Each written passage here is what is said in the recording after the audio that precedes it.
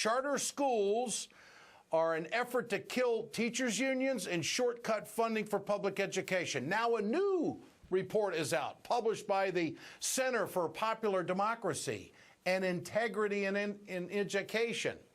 Highlights rampant abuse in the charter school system.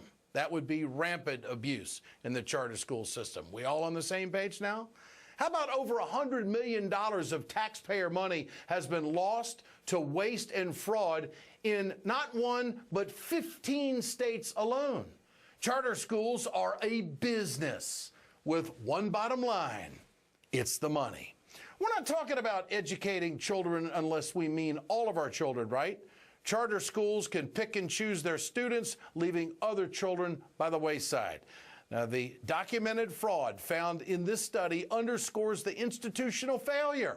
This isn't about Republicans and Democrats. This is about children in America. Not some, all of them. The stakes are too high. But here we have a Congress that wants to fork more money into a system that they claim is perfect, but it's ridden with fraud. Joining me tonight, our rapid response panel, Ruth Conniff, editor of the Progressive Magazine, and also Florida State Senator Dwight Bullard. Great to have both of you with us tonight. Ruth, you first. This fraud that was found in 15 states, is this a surprise to you?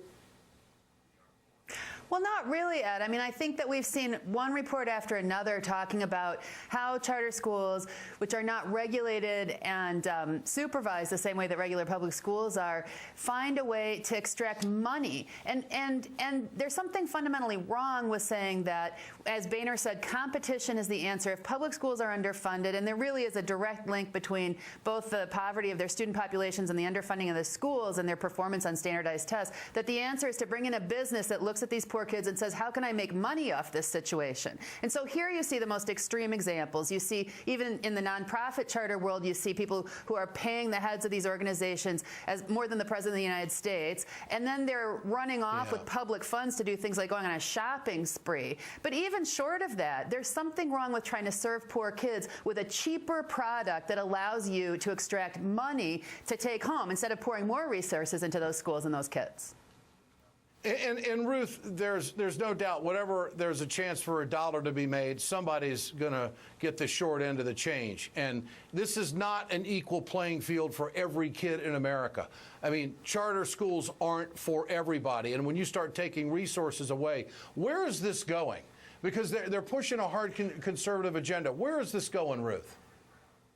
Well, I think what's happening is in the states there are different pieces of legislation. Here in Wisconsin, there's a proposed piece of legislation we expect to see come up again next term that would label public schools as failing. It would insist that 5% of our state schools be labeled as failing, and it would move charter operators in to take over those schools. Never mind that the biggest national study by Stanford of these charter schools is that they perform more poorly, or 17%, a little bit better than the public schools. 17%, that's a great minority, better than the public schools. So they're not doing better, but they're getting this opportunity to move in, take over public schools, and then while the public schools are labeled failing if they get Fs on a overall assessment of their tests for 2 years in a row, the charter schools get a pass. They get 8 years. They can get as many Fs as they want. So it's bringing these business interests in, giving them a totally different set of standards, low accountability, and they're looking for a way to make money. And it just fundamentally is a move away from democracy, away from the idea of a public good that public education serves, and siphoning public funds into the pockets of these few individuals. So it's not a big surprise that you see people taking advantage of that.